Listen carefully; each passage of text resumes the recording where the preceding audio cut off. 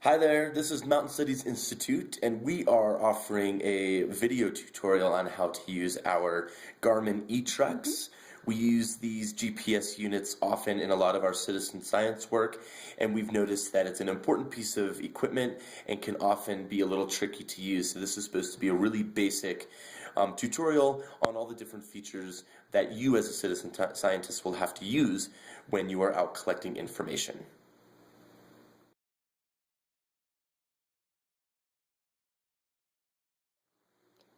Our first segment of the GPS tutorial is real basic, just how to turn it on.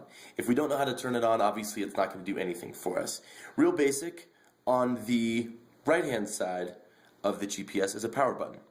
We press that, hold it down for a second or two, and we're going to see it turn on. GPS units operate off of satellites, so it's going to start collecting information from the satellites to locate your position. And that's what this little man is showing here, tracking satellites. Real quickly, we have a couple buttons that are important. On the left side, we have arrow buttons. These help us navigate through screens up and down. We also have the enter button. Whenever you want to make a selection, you hit enter.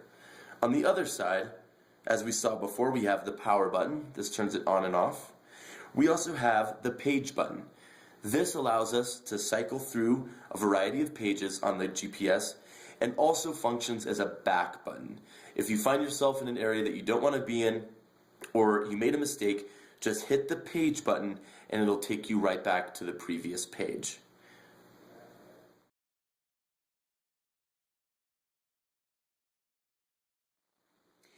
The second segment of the GPS tutorial is just to get familiar with the different pages that we have.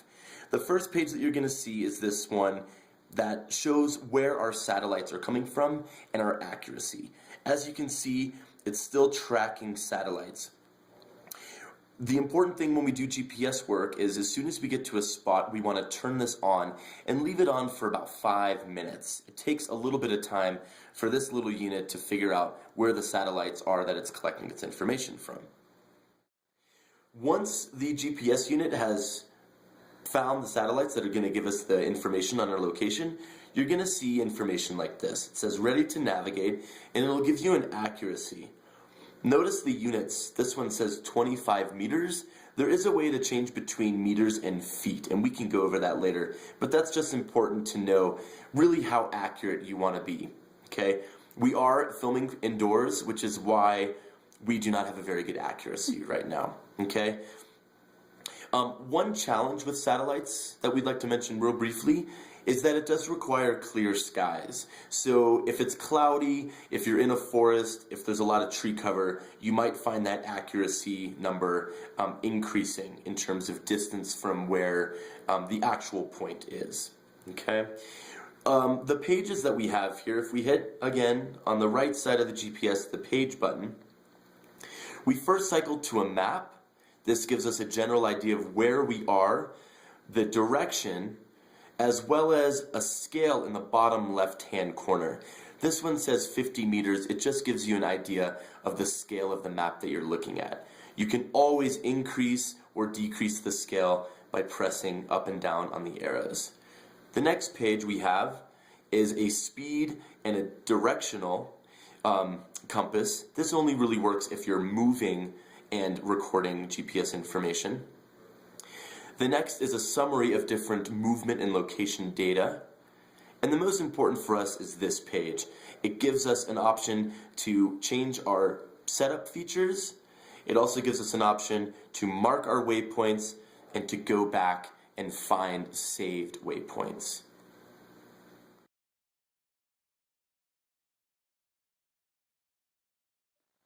On this segment of the GPS tutorial, we'd like to talk a little bit about coordinate systems. A coordinate system is just a way for us to have reference information on locations on the Earth's surface. We're probably all most familiar with longitude and latitude, where we have degrees, minutes and seconds north and west, depending on where we are in relation to the prime meridian and the equator. We usually use UTMs. That stands for Universal Transmercator. It's just a different coordinate system, but it's important to know which coordinates we're using so that we navigate correctly. The way to figure out what we're using is we scroll down using these arrows to setup. When it's highlighted, we press the enter button on the left side of the GPS. It brings us to the next screen. And we want to scroll down, again using the arrows, to units. Select enter, and up at the top we're going to see what our units are. Okay, this one's set up to the UTM UPS coordinate system. If we wanted to change it to lat long, we could press the enter button, and it brings up a drop-down menu. We want to scroll up using the up arrow keys until we see degrees, minutes, and seconds. We have 3 different options here depending on how your longitude and latitude information is recorded. The first one's decimals, just to degrees. The second one's decimals with degrees and minutes. And the third one is decimals with degrees, minutes, and seconds. We're going to just stay with the UTM coordinates. So to go back, you'll remember, we can hit the page button. That brings us back to this screen. We're at UTMs. The next important thing about UTMs is we want to know what our datum is. Don't worry about the term datum. We just want to make sure that it's on WGS 84. If it's any different, we just hit the enter button. We have a drop-down menu, and we scroll up and down until we see WGS 84. When we've highlighted WGS 84, we press enter, and it's selected.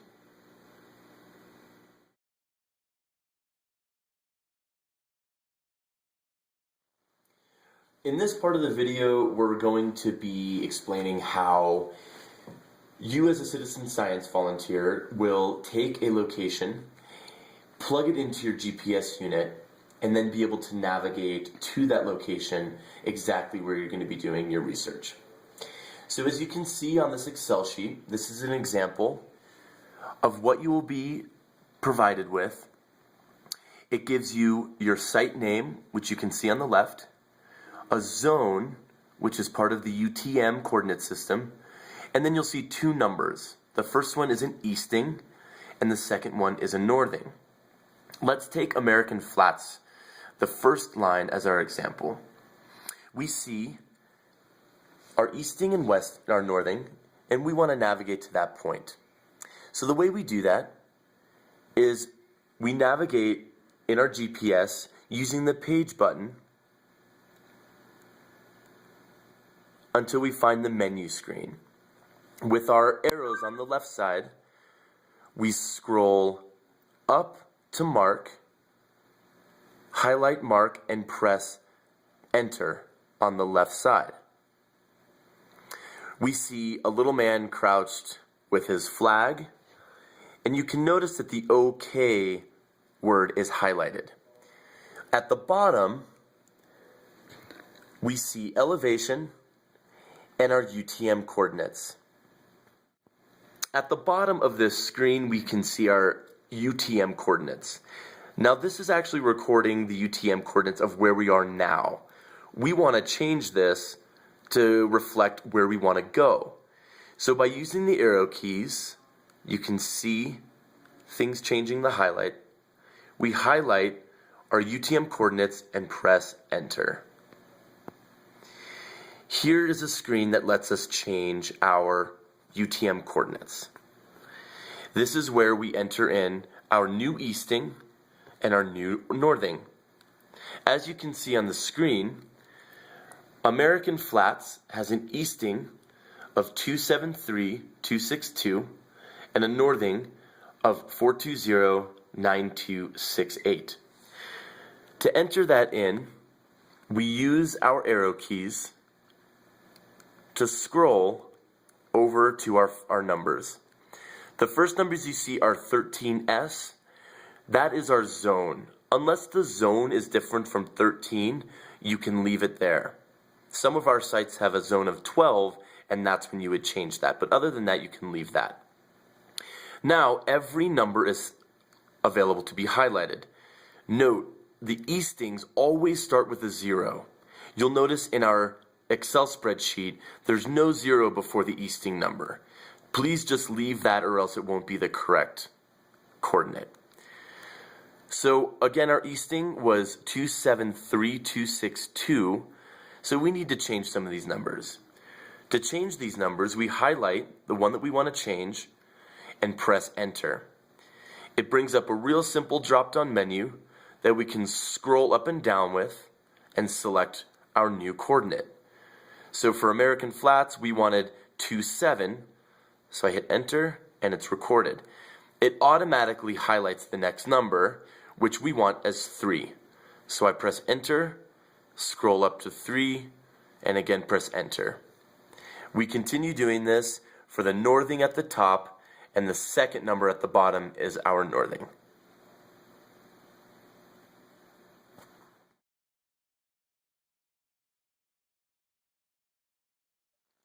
We continue changing our coordinate system, first with the easting at the top, remembering to not change that 0, and for the northing at the bottom.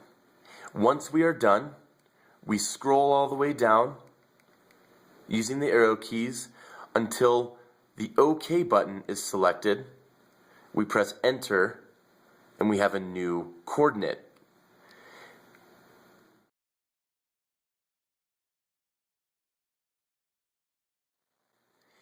Now that we have our location entered in as the new UTM, we need to save it in the GPS so that we can use that information to navigate to our site. As we did in the last step, our UTM now reflects where we want to go. We use the arrow keys and scroll up to the flag, and we need to change this so that we have a good idea of what our waypoint actually is referring to. Many of us might not know what waypoint means. A waypoint is just one location saved in the GPS. So this waypoint automatically has a number generated. A number can be very confusing and hard to remember, especially if we pass the GPS to different groups and they might not know what a GPS waypoint of 26 is. So we want to change that to make it more clear. To change that, we highlight it and press enter. This brings up a similar drop-down menu like we saw before, and we can go through and change these numbers.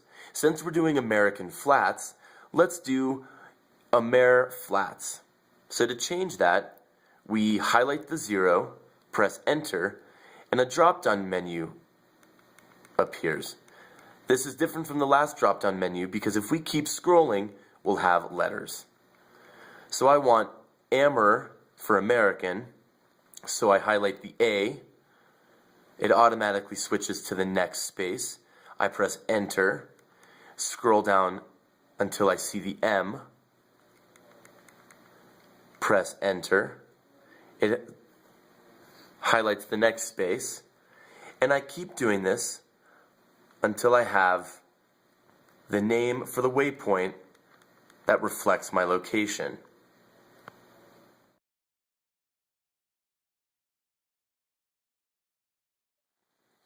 Now that we've changed the name of the waypoint to reflect where we want to go, we need to save it. And it's easy enough. We scroll down using the arrow keys until we highlight OK. Once OK is highlighted, click enter, and it's saved. The next step is to find our waypoints. And a waypoint, again, is the saved location of any place that we're interested in on the GPS. So when we scroll down to waypoints in the menu screen and click enter, we have a list of all waypoints that have been saved on this GPS.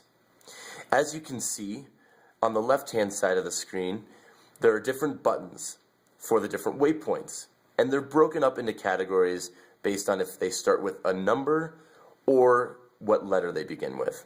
Since we are working with American Flats as our location, We scrolled down to the button that has A through D, and we can see that M or F is an option as a waypoint. To get to that option, we click Enter, and M or F is highlighted. We press Enter again, and that waypoint is now ready to be navigated to. Automatically, the Go To option is highlighted. We simply select Go To by clicking Enter, and it gives us our direction of travel and the distance we need to go to find that location. Once again, notice at the top with the distance, there are units associated. Make sure that you know if you're navigating with miles, kilometers, feet, or meters.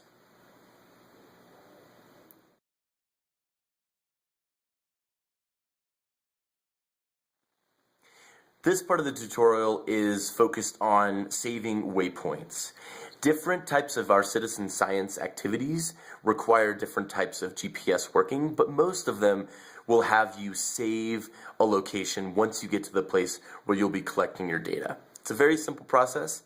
If we're starting from the screen where we're looking at our accuracy and our satellites, we hit our page button, which is on our right side of the eTrek, until we get to the menu screen.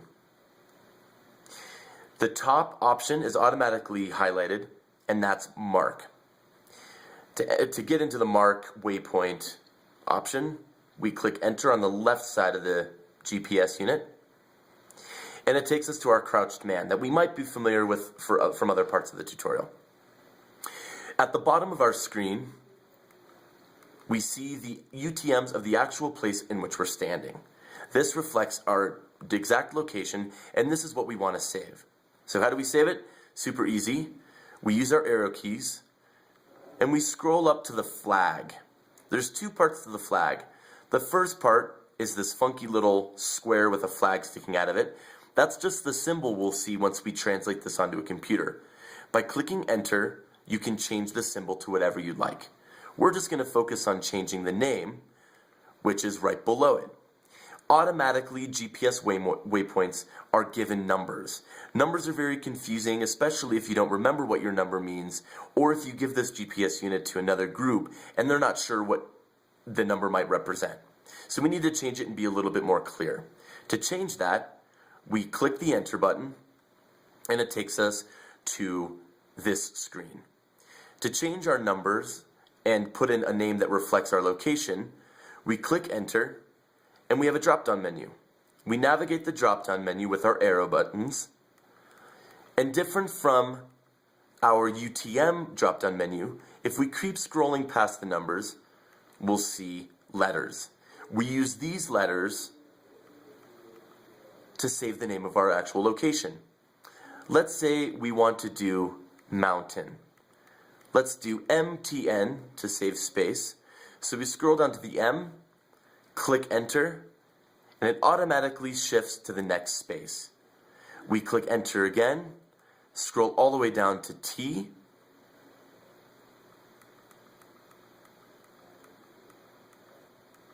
click Enter, and again, click Enter, scroll down until we have N.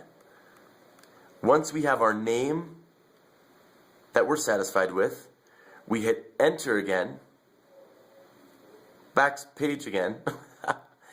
Okay, once we have our name that we like, we hit page, the OK button is highlighted, we click Enter, and you can see that that name has replaced the number on our flag.